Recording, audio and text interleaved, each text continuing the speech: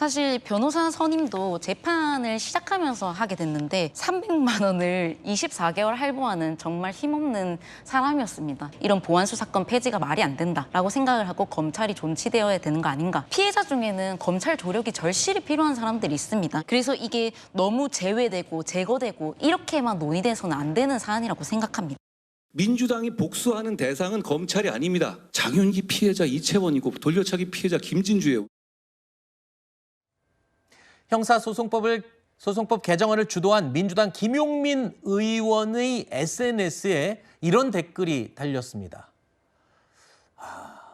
지옥에 나가세요라는 이 말이었는데요. 근데 이 글을 누가 썼냐라는 부분에 관심이 쏠립니다. 바로 부산 돌려차기 사건의 피해자 김진주 씨가 이 댓글을 직접 달았다는 겁니다.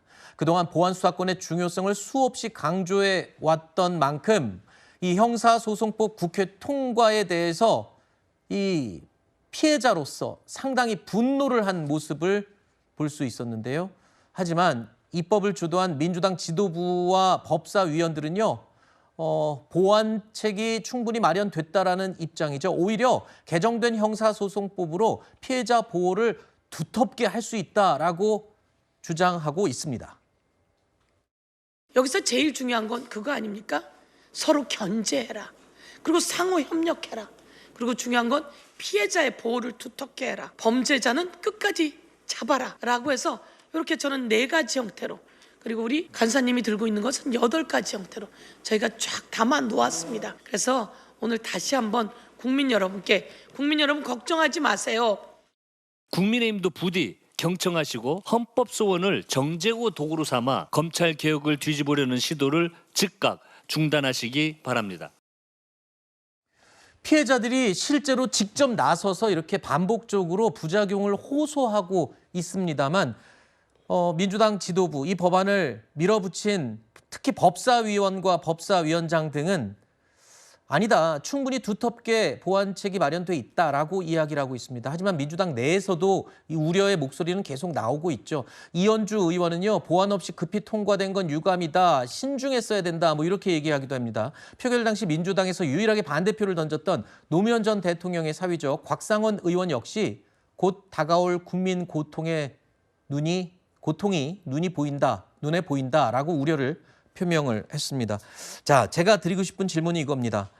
실제 이 보안수사권으로서 진실을 밝혔던 이 해당 사건 피해자들이 저렇게 눈물로 읍소하고 호소를 함에도 불구하고 민주당 지도부 이렇게 밀어붙여요. 온도 차이를 어떻게 해야 될까요? 이게 한쪽에서는 피해자의 보호를 양쪽 다 외치고 있지만 지금 민주당의 지도부는 이 정도면 충분하다. 피해자들은 아니다, 충분치 않다라고 얘기를 하고 있어요. 이 온도차를 어떻게 설명할까요?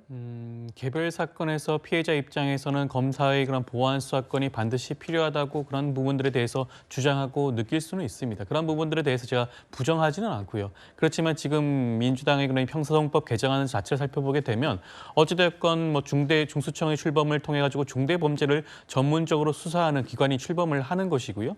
피해자에 대해서 그다음 수사가 진행이 되면서 부족한 부분이 있다고 한다면 검사가 보완 수사를 요구할 수가 있고 그에 응하지 않으면 추가적인 그런 조치까지, 실질적인 그런 조치까지 취해져 있습니다. 이런 부분들이 있기 때문에 보안 수사권 자체가 폐지되는 것이 과연 피해자에게 얼마나 큰 실질적인 피해를 주는지는 지금 현재로서 장담할 수 없는 부분도 분명히 있어요. 물론 모든 법이 완벽하지 않을 수 있습니다. 법이 시행이 되다 보면 그런 법으로 인해서 부족한 부분, 미흡한 부분이 발생할 수가 있겠죠. 그렇다고 한다면 그러한 부분들에 대해서 추가적인 개정 작업이라든가 보완책을 마련하는 수도 방법도 있다는 말씀 좀 드리고 싶고요. 지금 단계에서는 대원칙이죠. 검찰과 경찰의 수사 기소 분리 원칙에 대해서 그에 대한 추가적인 그런 보완 조치, 그런 정책으로서 지금 보안 수사권 폐지를 결정한 거 아니겠습니까? 알겠습니다. 보안 수사권 폐지에 대한 논의는 저는 충분히 수기 과정 거쳤다고 보고요. 네. 이번 법안 개정을 통해 가지고 저는 여러 가지 보완책도 마련되었기 때문에 피해자들의 그런 우려는 좀 지나친 부분도 있다는 말씀 좀 드리고 싶습니다. 피해자의 우려는 지나치다. 그러니까 아직 피해도 발생하지 않았는데 이 보안 수사권의 폐지로 인한 우려는 지나친 거다. 이렇게 지금 설명을 하고 계시고요. 피해자들은 아니다, 충분치 않다라고 주장을 끝까지 하고 있는 겁니다. 양쪽의 주장 서로 충분하다, 충분치 않다.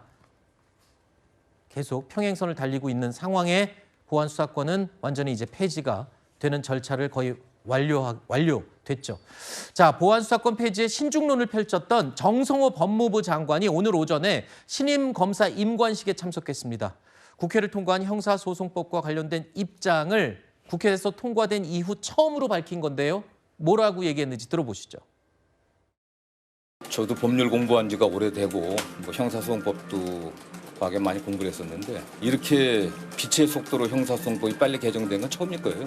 새로운 제도가 우리가 선의를 갖고 설계했지만은 또 어떤 부작용이 나올지 아무도 예측할 수가 없습니다. 예측하지 못했던 또 예측은 했으나 그 예측의 범위를 넘어섰던 그런 부작용들이라든가 문제점이 나온다고 하면 신속하게 좀 보완하고 또 수정할 건 수정하고 지금 제가 알기로는 뭐 거부권 제도가 그 법률에 도입된 이래 정부에 속해 있는 장관이 건의한 적이 있습니까?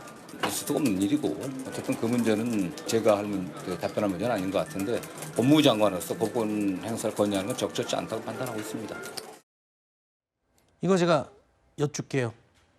자, 여당의 장관, 대통령이 임명한 장관이 저렇게 얘기했습니다. 나도 법 공부를 오래 했지만 이렇게 빛의 속도로 형사소송법이 개정된 건 처음이다. 예측하지 못했거나 예측했으면 범위를 넘어서 문제가 나오면 보완하고 신속히 수정해야 된다. 우려를 나타내고 있잖아요, 지금. 네, 일단 아마 속도전을 벌인 부분에 대해서 주무부처 장관으로서 조금 더 이 논의가 필요한 거 아니었느냐라는 네. 어떤 본인의 견해는 드러낸 부분이 있는 것으로 좀 추정이 되는데요. 일단 저희가 10월 2일이면 검찰청이 없어집니다. 이거는 검찰청법으로 다 이미 전제가 된 부분이라 네. 실질적으로는 7월 말 처리도 상당히 지연되고 지체됐다라는 그런 평가가 또 나오고 있다는 점. 그리고 정성호 법무부 장관이 언급한 정권 송치나 이런 부분에 대해서는 당에서도 이 부분을 당원들이 다소 이제 저어하는 부분이 있지만 적극 수용했다라는 점, 고발인의 이의 신청권도 다시금 네. 부활하면서 보완책을 마련했다는 점도 아울러 말씀드립니다.